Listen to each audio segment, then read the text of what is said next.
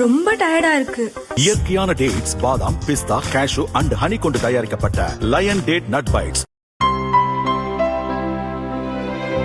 இனிமே கண்ணை மூடிட்டு கடலை எண்ணெய் வாங்கலாம். ஏன்னா மந்த்ரா கடலை எண்ணெய் இதயத்தின் தயாரிப்பு. வறுக்க, பொரிக்க, ஏன் எல்லா சமையலுக்கும் மந்த்ரா தான். மந்த்ரா கடலை எண்ணெய், அபார ருசி, ஆரோக்கியமான உடல் நலம். நம் அண்டை நாடான வங்கதேசத்தில் 2024ஆம் ஆண்டில் வெடித்த உள்நாட்டு கலவரத்துக்கு பிறகு அவாமி லீக் கட்சி தலைவர் ஷேக் ஹசீனா பிரதமர் பதவியிலிருந்து விலகி நம் நாட்டில் தஞ்சமடைந்தார். அதன்பின் இரு நாட்டுக்கும் இடையே மோதல் போக்கு அதிகரித்தது.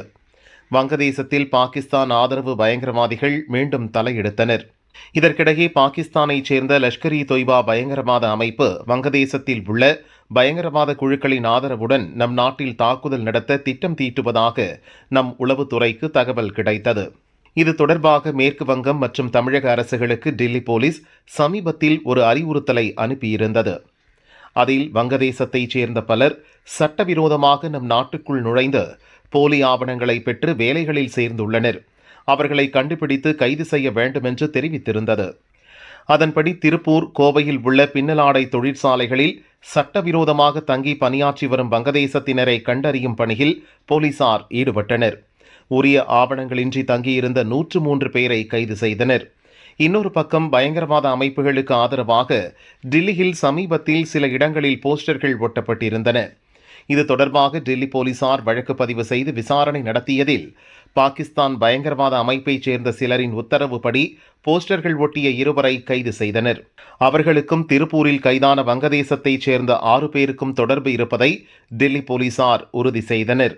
இதையடுத்து டெல்லி போலீசார் தமிழகம் விரைந்தனர். அவர்களிடம் பயங்கரவாத தொடர்புள்ள மிஜனூர் ரஹ்மான் வயது 33, முகமது ஷபாத் வயது 35, உமர் வயது 32, முகமது லிட்டன் வயது 40, முகமது ஜாஹித் வயது 40 மற்றும் முகமது உஜால் வயது 29 ஆகிய 6 பேரையும் தமிழக போலீசார் ஒப்படைத்தனர்.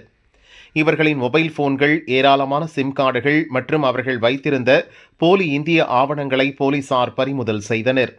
இதேபோல் மேற்கு வங்கத்திலும் சட்டவிரோதமாக தங்கியிருந்த வங்கதேசத்தைச் சேர்ந்த 2 பேரை போலீசார் கைது செய்தனர். இந்த 8 பேருக்கும் பாகிஸ்தான் பயங்கரவாத அமைப்புகளுடன் தொடர்பு இருப்பது கண்டறியப்பட்டுள்ளது. முதல் கட்ட விசாரணையில் நேரடியாகவோ அல்லது சமூக வலைதளங்கள் மூலமாகவோ பாகிஸ்தான் பயங்கரவாத அமைப்புகளிடமிருந்து அவர்கள் நிதி பெற்றது கண்டறியப்பட்டுள்ளது. ஆபரேஷன் சிந்தூர் நடவடிக்கைக்கு பழிவாங்கும் நோக்கில் டில்லி, உத்தரப்பிரதேசம் உட்பட நம் நாட்டின் முக்கிய நகரங்களில் உள்ள இந்து கோயில்கள் மீது தாக்குதல் நடத்த பாகிஸ்தான் பயங்கரவாதிகள் சதித்திட்டம் தீட்டியிருப்பதாக தகவல் வெளியான நிலையில் கைதான நபர்களிடம் போலீசார் கிடுக்குப்பிடி விசாரணை நடத்துகின்றனர்.